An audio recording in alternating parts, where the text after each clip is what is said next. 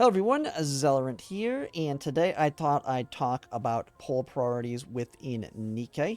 So this is going to be my first video kind of in this realm on Nikke, but I thought I'd do it since we do have a lot of what I would consider higher priority units coming up here with Siren and Mahara coming up on the half anniversary. Then we have a collab unit rolling into then probably around there the summer limited units. So all important characters to pull on for a lot of people, especially new players.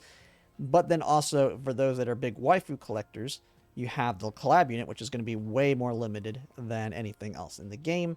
And so I thought I'd just kind of give my opinion on it. I've been kind of talked in different directions in comments based on stuff I've said in other videos, so I kind of got a plan at this point. But I fully expect anybody that wants to give me some advice in the comments to go ahead and do that, or their thoughts on how they're going to be approaching it polling wise as well, because I think with this game having been out a while now in the 2.5 years, that there's a vast difference in people's accounts, their power level, the amount of polls they may have. So this is just kind of some general advice, kind of looking at it from my perspective, from my account, and the way I'm going at it here in the future. And so the big thing is, I think anyone that plays this game, regardless of how good the gameplay is and how good the story is, ultimately, pretty much at least a majority of players are going to be doing it as a waifu collector. You want to collect as many of the units as you can in the game. At least that's my opinion on that and my thoughts. And so the collab unit is the #1 priority to me of all the upcoming units because of how limited they will be. And so I'm going to ensure I can get them on their banner. And so I have quite a lot of pulls, so it's not going to be that hard for me. But if you're in a different scenario, it may be a little bit different. But I should have, I think, about 400 targeted pulls once we get like all the pulls they give us through the event as well.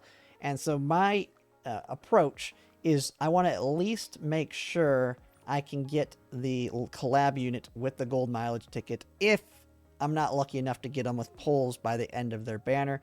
And so I'm going to kind of be mathing it out to take that approach, even though I do know it is not as efficient, simply being that pilgrim units have a lower rate at 1% versus I think the collabs have 2%, and same thing with the limited summer units.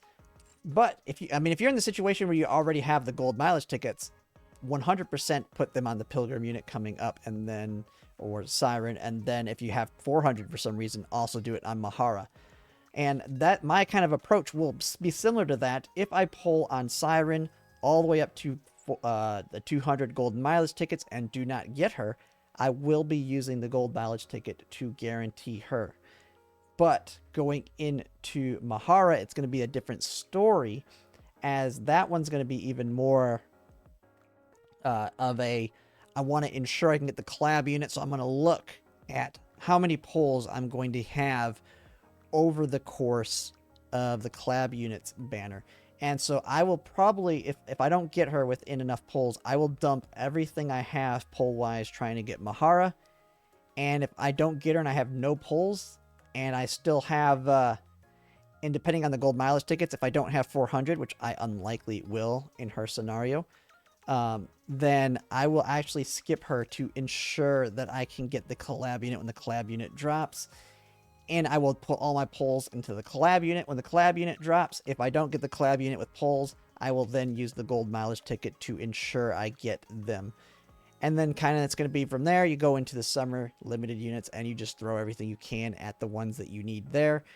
And if you don't get them, at least they will come back within the next limited summer banner. So that's kind of my approach right now, is I want to at least guarantee the Siren. Siren looks to be the big main unit that you want to get here. Mahara is probably going to be really, really good as well, but I think Siren looks like the one that I'm going to want of the two, and so she will be the priority. I mean, she's going to be the first one, I believe, as well, because it'll be easier that way, because I can then plan around the second one based on how my luck goes with the first one. But I want to ensure I can get the collab units, and so that's my approach there. Now there is the other part with it, and the reason I want to approach it that way too is difficult it will be to get them. Like I have the one right here, the Scarlet, that this is the only pilgrim that I don't have. If I don't get Mahara, I can just always put it on here. And yes, I mean, you have no guarantees on this thing, and you have a ton of units, and it's still a 1%. It's a, what, 20% on a 1%, so a 0.2% chance that you're going to get the unit when you pull an SSR. So it's quite low on your chances of actually getting them. It's still possible to get them all year round.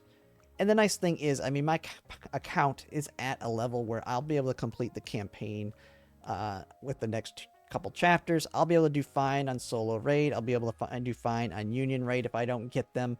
It's not that big a deal. I'll get them when I get them. And then with this plan as well, I should hopefully, after the collab unit and then summer unit, save up golden mileage tickets to not run into this scenario again, per se, where hopefully maybe I can have 200 ready to go the next time the Pilgrim unit comes out, or another big unit, and I can insure them and kind of just keep it going from there at that cycle. Now, I am in that unique scenario where I have a crap ton of standard pulls too as well, so I'll have a good shot at getting them with that as well, because I'll have a lot more than this, because I do plan to spend, because that's the other situation too versus free to play versus spending. If you're free to play and you cannot afford to spend, that makes the priority of saving for that collab unit even more important.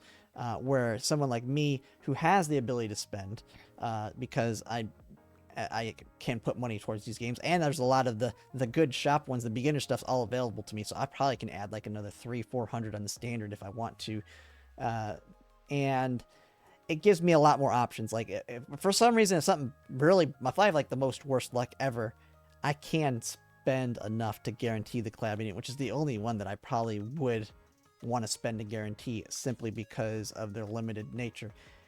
Now, you have the other direction that some people do that I've heard, which is all about maximizing power, which means just go ahead and go for Siren, go for Mahara, and if you can't get the collab unit, it is what it is. If you want to go that direction, there is that one. But to me, I mean, this type of game, it's not worth it to me. Unless you're a whale, because that's when you're trying to push top rankings. But if you're a whale to push those top rankings, then you can afford to spend to get the collab unit. And the whales almost certainly do that as well, because when you're at that level where you're spending a ton of money on this game, they actually can make the difference, because having the unit increases your max level cap as well. And so it's important to have them even if you're not going to use them, just simply because of that, if you're a whale and you're able to get to the max level cap.